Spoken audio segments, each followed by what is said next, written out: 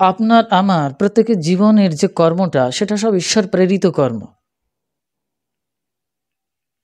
আমরা ভাবছি আমি করি, আমি ভাবছি আমার প্ল্যানিং অনুসারে চলে, আমি ভাবছি ভবিষ্যতে কি হবে, সবই কিন্তু একটা ভাবনা থেকে চলছে। এই ভাবনাটার পেছনে যে ভাবুক মানুষটি বসে আছেন, সেই ভাবুক মানুষটি যিনি ভাবছেন তিনি কে? আমরা যাকে ঈশ্বর বলেছি, ভগবান বলেছি, তারই প্রেরিত কর্ম তিনি প্রেরণ করেছেন যে কর্মটি, যেটা আপনার জীবন থেকে প্রবাহিত হচ্ছে, ডেলিভার হচ্ছে, প্রকাশিত হচ্ছে, ম্যানিফেস্ট করছে আপনার দ্বারা, আপনার জীবনের দ্বারা। কিন্তু নিশ্চিত জেনে রাখুন, সে কর্মটা একান্তই আপনার নয়, সেই কর্মটাই একান্ত তার। এইটুকুই ভাবনার ভেতরে যখন কেউ প্রবেশ করে তখন সে মুক্ত পুরুষ হয়ে যায়, তখন সে মুক্ত মহামানবীতে পরিণত হয়। এইটুকুই সাধনা, আর কিছুই নেই। তখন কি হয়? তাহলে ঈশ্বর রেপ করছেন, ভগবান রেপ করেন? ভগবান কি রেপ করেন? ভগবান রেপ করেন। কোন প্রক্রিয়াতে করেন? ইনোসেন্ট একটা জায়গা, একটা ইভিল সোল আর একটা সিভিল সোল যখন প্রেমাত্মা প্রেতাত্মাতে পরিণত হন। প্রেত শব্দটার মানে কিন্তু আলাদা। প্রেত মানে এখানে ভূত প্রেত বুঝবেন না, আপাতত যারা আমরা প্রেত ভূত প্রেত বুঝি সেটা বলছি, যেটা ইভিল সোল অর্থাৎ অসৎ আত্মা, শয়তান আত্মা। এই শয়তান আত্মা, শয়তান কোত্থেকে এলো? ঈশ্বরের জগতে শয়তান কোত্থেকে এলো? কি বলছেন? তিনি সৃষ্টিকর্তা, তিনি সবকিছু সৃষ্টি করেছেন, তাহলে শয়তান সৃষ্টি করেছেন। এই জন্য আমার পূর্বের লেকচারগুলো শুনতে হবে। এই সৃষ্টি এবং স্রষ্টা অভিন্ন তত্ত্ব। তো শয়তান তিনিও পয়দা করেছেন, তাহলে শয়তানের ভেতরে যে ইচ্ছা শক্তি তিনিও পয়দা করেছেন, তার ভেতরে যে প্রবৃত্তি তাও তিনি পয়দা করেছেন। কোথার থেকে আসবে এগুলো? যদি আমরা কোনো একজনকে বিশ্বাস করি তাহলে তিনি সব কিছু করছেন। অর্থাৎ এই ক্রিয়াত্মক যে শব্দটি, এটা তার দ্বারা সংগঠিত হয়। এই জন্য ভগবানের তিনভাবে প্রকাশ রূপ পেয়েছে। সেটা কি? একটা ক্রিয়া, একটা ইচ্ছা, একটা জ্ঞান। তো ক্রিয়া মানে সমগ্র কর্ম, অনন্ত ব্রহ্মাণ্ডে যে ক্রিয়াত্মক শক্তি সব ঈশ্বর ক্রিয়া।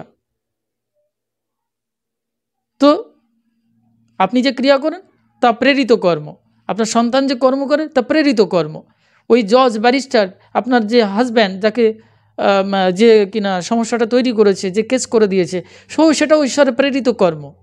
কিন্তু জেনে রাখুন, ঈশ্বরের প্রেরিত কর্মের ভিতরে একটা সামান্য শ্রেণী বিভাগ আছে। শ্রেণী বিভাগটা কি জানেন? মানুষ এটুকু বুঝতে পারছে না।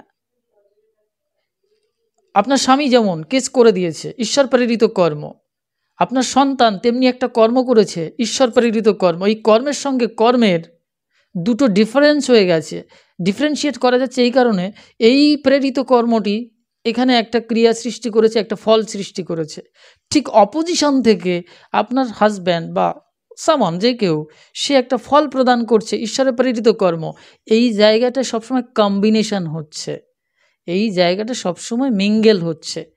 ঠিক কার সঙ্গে জানেন কি না? যে বস্তুকণাটি অপর কোনো বস্তুকণাকে আকর্ষণ করে এবং সমপরিমাণে থাকে, কি বিপরীতমুখী হয়, এটা সম্পূর্ণ সেই বস্তুকণার আর অপোজিট বস্তুকণার ধর্মের উপরে ডিপেন্ড করে। আমি যদি আপনাকে ভালোবাসতে চাই, নিশ্চিত আপনি আমাকে একদিন ভালোবাসবেন। আর যদি আপনার ভেতরে ভালোবাসা শক্তি কম থাকে, তাকে একটা সময় ওই প্রেরিত কর্মের দ্বারা পরিপূর্ণরূপে কর্ম যখন আসবে, তখন আপনার সাথে আমার ভালোবাসাবাসী হবে, এর আগে হবে না। এই জন্য বলছি, এক পক্ষের ভালোবাসা হলো, অন্য পক্ষের কেন ভালোবাসা হলো না? এইটার মানে হচ্ছে সেই বস্তুকণার ভেতরে এই ভালোবাসার ধর্মটি, কর্মফল এখনও তৈরি হয়নি, বা কর্ম প্রেরিত কর্মটা কমপ্লিট হয়নি। কারণ এর সঙ্গে অন্য কর্মের সাথে ব্যালেন্স রাখতে হচ্ছে। এগুলো অন্য সৃষ্টি প্রক্রিয়া, এগুলো ডিফিকাল্ট ব্যাপার। তার মানে কি হচ্ছে? এভরিথিং, সব কিছু সেই ঈশ্বর প্রেরিত কর্ম। এই ভাবনাটা যখনই আপনি ভাবেন, তখন আপনি শুধু আয়া হবেন না, আপনি স্বয়ং ডিরেক্ট মহামায়াতে পরিণত হবেন। বুঝতে পেরেছেন? ভাবতে পারছেন না এই কারণে আপনি নিজেকে অহংকারের ভেতরে নিয়েছেন। আমি করি, আমি শব্দটাকে একটু এক্সটেন্ড করে দিন, অনেক বড় করে দিন, আপনার চার দেয়ালের মাঝখান থেকে বাইরে নিয়ে যান, দেয়ালটা ভেঙে দিন, তারপরে পাঁচিলটা ভেঙে দিন, তারপরে মাঠের এরিয়াটা ভেঙে দিন, তারপরে বিশ্বময় হয়ে যান। আপনি একটা সময় কি হয়ে যান? জগৎজননী। শুধু আয়া নয়, আপনি তখন হন জগৎজননী মায়া, যিনি সমগ্র জগৎকে লালন পালন করছেন। ক্যাবাদ।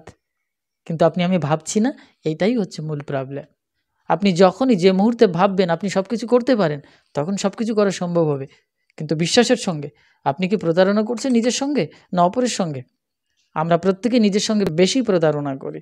ফলে কি হয়? আমি যা বলি তা ঘটছে না, আমি যা চাই সেটা হচ্ছে না। আমি যাকে ভালোবাসি বলছি, সে আমাকে ভালোবাসি বলছে না। আমার হৃদয়ের আগুনে আমি পুড়ছি, অন্য কেউ জ্বলছে না। কারণ একান্তই সেটা আমার ভেবে ফেলেছি, শুধু আমার, এইটুকু। যদিও হৃৎপিণ্ডের, এখানে ডক্টর আছেন, হৃৎপিণ্ডের আকৃতি কতটুকু হয়, মুষ্টিবদ্ধ করলে যতটুকু হয়, এইটা হচ্ছে আমাদের হার্টের সাইজ, তাই তো? আপনি তো একজন মেডিকেল ডিপার্টমেন্টে আছেন, আপনিও বুঝবেন একটা হৃৎপিণ্ডের আকৃতি কতটুকু, একটা মুষ্টিবদ্ধ করলে যতটুকু হয়, এটা হচ্ছে হৃৎপিণ্ডের আকৃতি। এই হৃৎপিণ্ডের ভেতর আবার অঙ্গুষ্ঠ পরিমাণ জায়গা, অঙ্গুষ্ঠ, এই যে অঙ্গুষ্ঠ পরিমাণ জায়গা ঈশ্বরের অবস্থান, প্রাণন শক্তি, ক্যাবাত, যাকে ধরা ছোঁয়ার বাইরে রাখতে হয়েছে, আমাদের কন্ট্রোলে নেই। এই জন্যে এই সব কিছুর ঊর্ধ্বে হচ্ছে প্রাণ বা মৃত্যু শক্তি, কাল শক্তি, মহাকাল শক্তি। এই আপনার ভেতরেই সেই কাল শক্তি আছে। এই কালকে নিয়ন্ত্রণ করবার জন্যে আপনাকে কি করতে হয়? কিছু ফিজিক্যাল ক্রিয়াকর্ম করতে হয়। নিশ্চিত জেনে রাখুন, আপনার ভেতরে যে ইচ্ছা শক্তিটা দেওয়া হয়েছে সেটাও প্রেরিত কর্ম। যদি মনে করেন তাহলে আমার কিছুই করণীয় নেই, তা করণীয় নেই, সত্যি তো তাই, কিছুই করণীয় নেই। আপনি যখনই ভাবেন যে আমার কিছুই করণীয় নেই, তখন আপনি মুক্ত হয়ে যান, free of 8 kind of bondage, 8 প্রকার বন্ধন মুক্ত হয়ে যান। You have no desires, there is no desires, aspiration, frustration, stress, no temptation, কোনো প্রলোভন নেই, কিছু নেই, তখন তাকে বলা হয় ফ্রি, মুক্ত পুরুষ। তাহলে হয় এটা মানতে হবে, আর না হলে ভাবতে হবে যে আমার জীবনকে অনেক বড় করে দেখতে হবে। তখন দেখবেন আপনি সাধারণ আয়া থেকে মায়া, তারপরে মহামায়াতে পরিণত হচ্ছেন, এক সময় জগৎ জননীতে পরিণত হচ্ছেন। এই সত্তাটি প্রত্যেকের ভেতরে আছে, আপনাকে শুধু ভাবতে হবে। সাধনাটা কি জানেন? সাধনাটা হচ্ছে ভাবনা। এই জন্য ঠাকুর রামকৃষ্ণ পরমহংসদেব বলছে না, যার যেমনি ভাব তার তেমনি লাভ।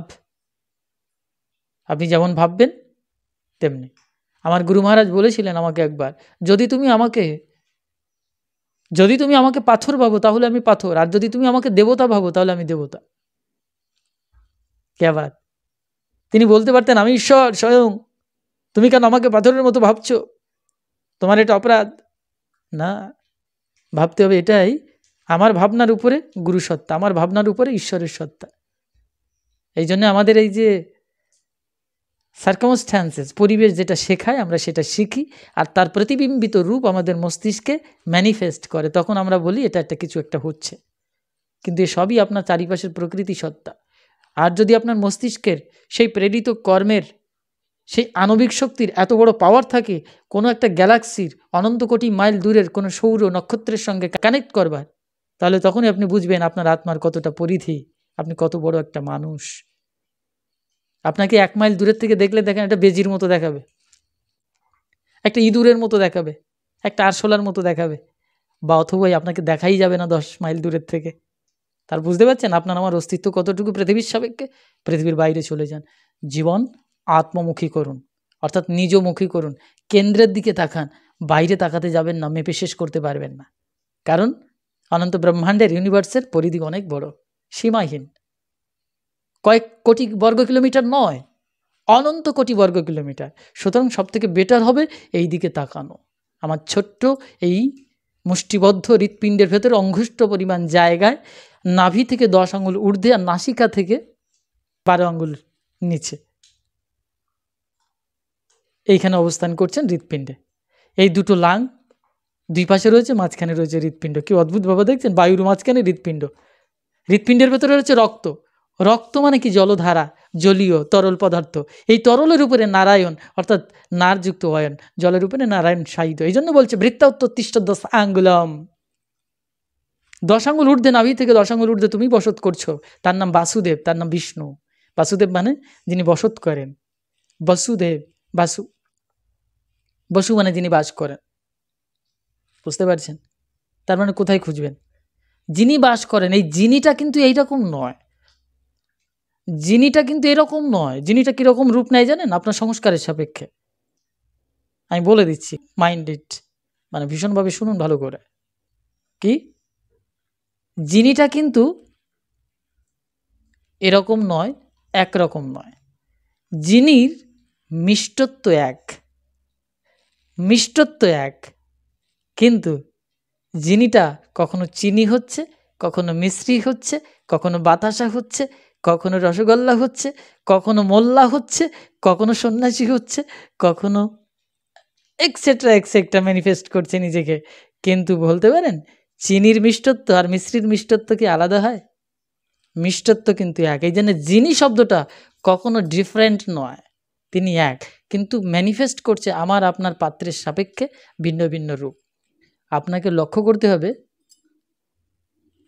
যিনির দিকে, যার ভেতরে মিষ্টত্ব আছে, শুধু মিষ্টত্বকে লক্ষ্য করতে হবে। ঠিক আছে?